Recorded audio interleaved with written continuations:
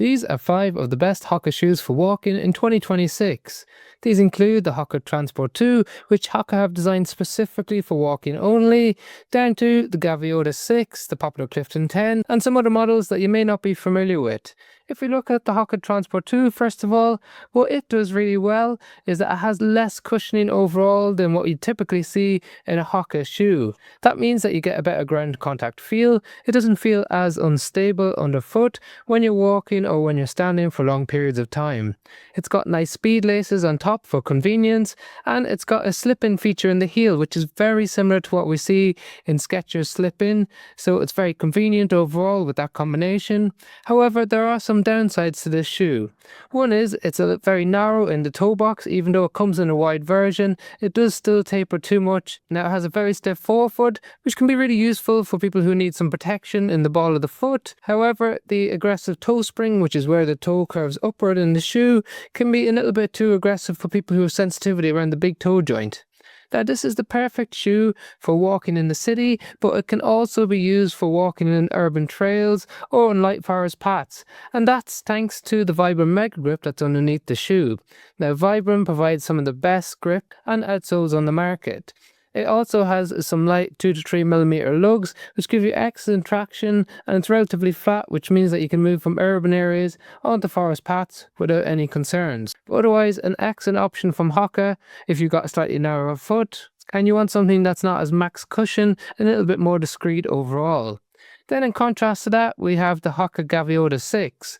Now this is also a really deceptive shoe because it has Hoka's signature max cushioning with its meta rocker, which is that curve that goes upward. And the main aspect of this rocker is that it facilitates a nice push-through motion when you're walking. So it makes it a little bit more efficient, a little bit easier to walk, a little bit less effort overall. However, there are some downsides to having too much of a rocker, which we'll touch on in a minute. But back to the max cushioning in the Gaviota 6. It's deceptive because it's actually quite firm underfoot, so when you apply pressure to the heel, you feel that resistance relatively quickly, rather than that pillow-like feel that you get in some of the other Hoka shoes. And that's partly got to do with the advanced new H-frame that's built into the shoe.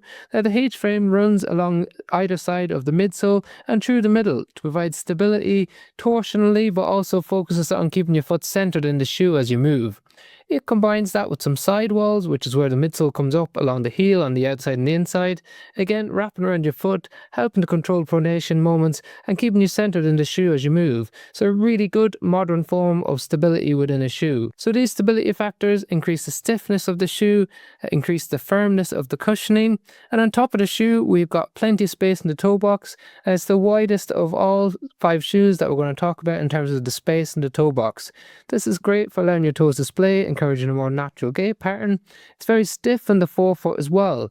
So unlike what we talked about in the HOKA Transport 2, it has plenty of space but stiffness in there and a relatively low meta rocker, which means that it's an excellent option for big toe arthritis, people with bunions who need that extra space. It's got a great lockdown on top and a great fit overall. It's actually surprisingly light for being a max cushion stability shoe, and an excellent option if you're someone who wants a walking shoe with elements of stability that don't push up into the arch of your foot like we see in some older stability shoes. Then, one of the more popular neutral options is the Hoka Clifton 10. Now, it had a big upgrade compared to the Clifton 9, which was one of the best ever selling shoes. It has more cushioning underfoot, but it also has a higher heel to toe drop. That's the difference in height from the back to the front of the shoe, which is 8 mils in the Clifton 10. Now, where that's useful is the higher the drop, the more offload your calf and Achilles. So if you find that your calf gets tired at the end of a day or is fatigued, this does an excellent job of offloading it. The downside is, if you're standing for long periods of time, it puts extra pressure on the ball of your foot. So people who have sensitivity there, something to be aware of. It has a nice broad base underneath the shoe to give you plenty of stability despite it being a classic neutral shoe. Has some sidewalls as well, not as aggressive as what we see in the Gaviota 6, but enough to add extra elements of stability. Now the cushioning is very different than the Gaviota 6 and the Transport.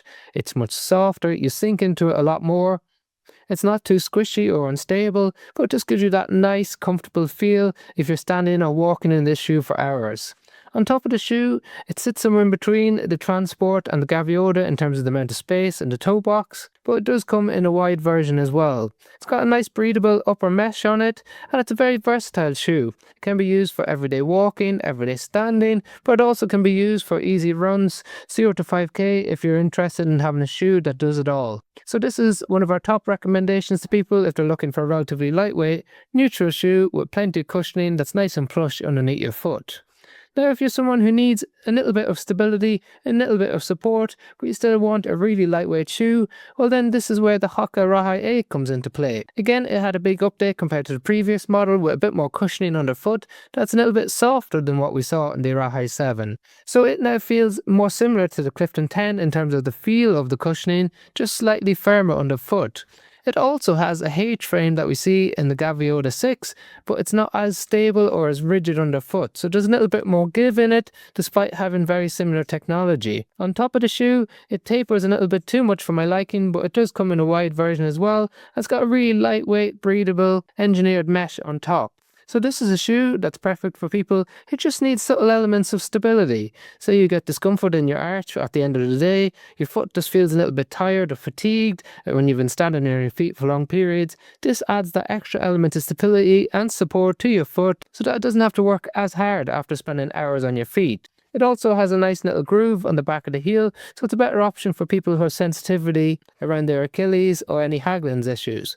So an excellent lightweight option that gives you light stability, really comfortable underfoot. It's quite a quick and nippy shoe if you're looking for a faster shoe for when you walk that has the extra element of support. Then when we think about plush cushioning, it doesn't get much better than the Hoka Bondi 9. Now this is one of their best selling shoes and there's a reason for that. That's a supercritical foam that you get in the cushioning. It is really plush, really soft. You sink into it and it just wraps around your foot to give you that pillow-like feel. However, it's not too unstable because they've counteracted it with a number of strategies. One is a really broad base of support underneath your foot. Alongside the Gaviota 6, it's the widest platform that you'll find in the Hoka range. What that does is increase the amount of stability you have by increasing the amount of ground contact that the shoe has with your foot. It has a nice gentle rocker to improve that efficiency of walking, and some subtle sidewalls on either side of the heel, again just focus on keeping you centered in the shoe as you move. It is the perfect option if you're looking for a shoe for walking and for standing all day. In fact, it's one of our top recommended shoes for standing all day because it just gives you that ample amount of support and cushioning to really support your foot and provide all day comfort. On top of the shoe, it's got a relatively wide toe box, but it does come in a wide version as well, and it's got a slightly thicker engineered mesh than some of the other shoes like the Arahi 8. So if you're in a climate that's a little bit warmer, it's something to keep in mind. Now there is another version of the Hoka Bondi, which is the Hoka Bondi SR, which means slip resistant, and this is the perfect shoe if you work in a hospital or hospitality because it has extra grip underneath the shoe. So it gives you extra traction on wet surfaces, but some of the downsides to that is that it makes the outsole a little bit firmer underfoot, so you don't get as much of that plush, soft sensation as you do in the Bondi 9.